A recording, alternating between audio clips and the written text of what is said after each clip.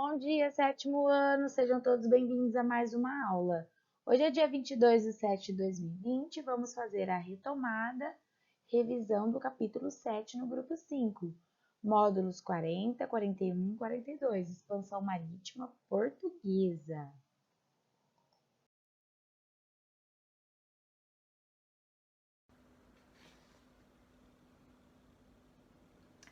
Então vamos falar um pouquinho sobre as grandes navegações. Aqui então no capítulo 7, nós vamos falar sobre a expansão marítima portuguesa, tá? As grandes navegações representaram das maiores aventuras da humanidade, talvez sendo superada apenas pelo desafio atual da conquista espacial. Além disso, para nós brasileiros, algumas questões sobre as grandes navegações são um verdadeiro mistério, como, por exemplo, entender por que Portugal foi o pioneiro das grandes navegações, possibilitado pela expansão marítima.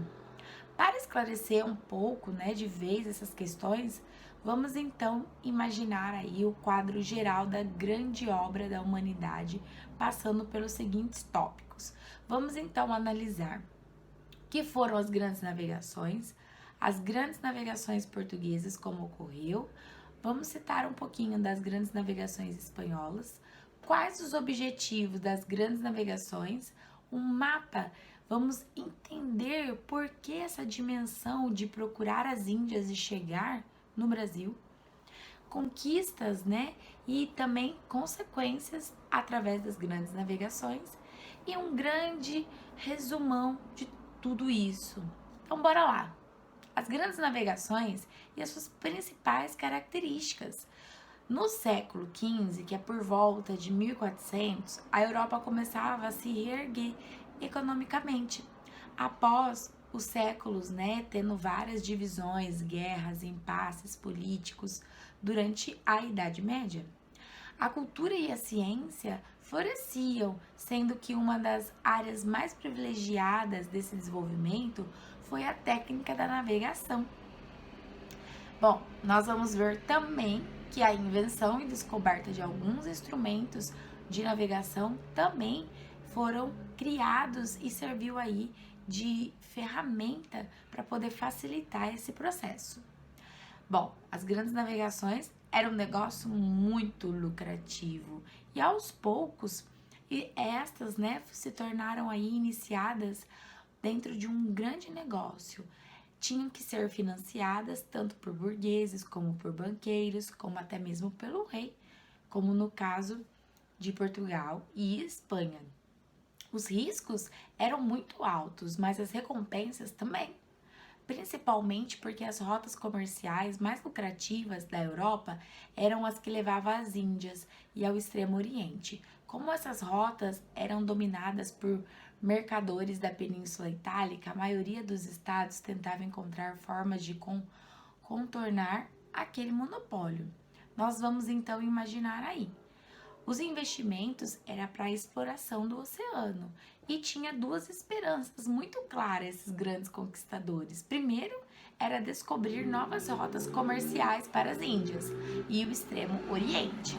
Segundo, descobrir outras terras e fontes de riqueza além do mar. Então, quando Cristóvão Colombo descobriu o Novo Mundo, em 1492, havia muitas esperanças. E essas esperanças se fortaleceram com o espírito explorador. Os europeus então dominaram o próximo século. Grande parte do globo terrestre foi descoberto. Nesse mesmo período das grandes navegações, com o mapa mundi também ficou totalmente alterado. As grandes navegações portuguesas, hoje nós tomamos Portugal como um país pequeno, sem muita influência ou pouca importância na geopolítica mundial. Mas durante as grandes navegações, o país possuía uma das maiores e bem mais equipadas frotas da Europa. A caravela portuguesa da época das grandes navegações era uma embarcação frágil, mas fácil de construir e bastante versátil. Posteriormente, foi substituída por outros tipos bem resistentes de embarcações. no início deu aos portugueses uma certa vantagem.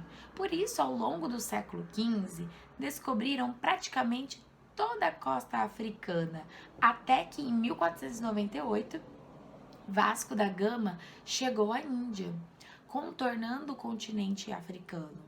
Ou seja, o pioneirismo português deveu-se a grande parte à capacidade técnica e científica que, como sabemos, ainda resultaria ainda na colonização, né, do nosso país em 1500. Além disso, há outros fatores que costumam ser apontados como responsáveis pelo pioneirismo dos portugueses, que poderiam resumir assim: tradição marítima pela localização geográfica do país, ter sido um dos primeiros estados a se consolidar na Europa, apoio da Igreja Católica como objetivo de espalhar o cristianismo. Bom, a outra também que se destacou foi a Espanha, iniciando também com muita sorte, né, com Cristóvão Colombo, também conquistaram e encontraram esse novo continente. O objetivo das grandes navegações, desde o início, com os portugueses ou com os espanhóis, era abrindo novas rotas marítimas e descobrindo o novo mundo. Outros países da Europa se lançaram ao mar. Além disso, os objetivos das grandes navegações também se tornariam variados conforme os interesses de cada estado. A Inglaterra, a França, Países Baixos, outros estados passaram a competir com os pioneiros e assim os interesses aumentavam cada vez mais.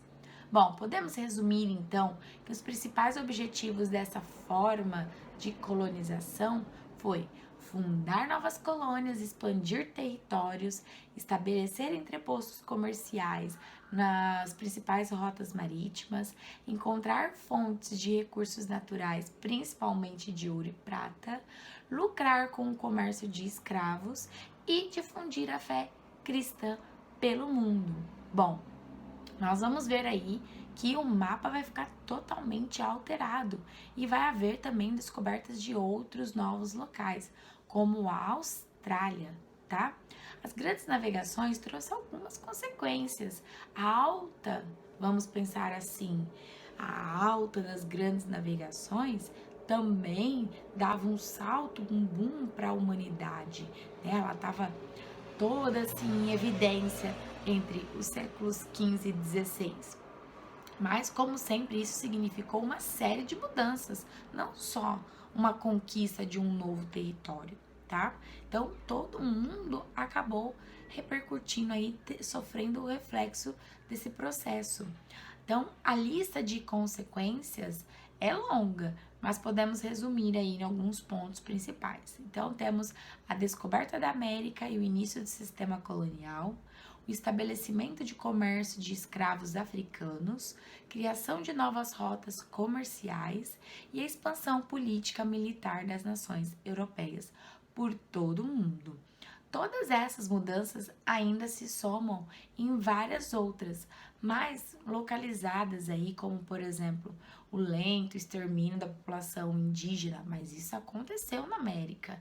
Resumindo, o próprio mundo contemporâneo, para o bem ou para o mal, é fruto daquele período de itens de exploração e inovações europeias. Bom, vamos resumir aí então. De 1415 foi então o boom do marco inicial das grandes navegações pela costa africana, como a tomada de Ceuta e Marrocos pelos portugueses. De 1487, Bartolomeu Dias contorna o continente africano pela primeira vez. Em 1492, Colombo chega ao Caribe e depois confirmado como Centro-América. Já em 1498, Vasco da Gama chega finalmente às Índias. Em 1519 a 1522, Fernão de Magalhães faz a primeira navegação ao redor do mundo.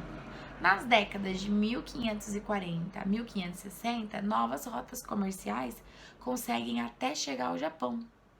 De 1600 a 1640, há também descobertas da Oceania pelos holandeses. Então, nós temos aí uma série de novas descobertas que vamos discutir e retomar todo esse conteúdo na aula ao vivo. Eu aguardo vocês. Até lá!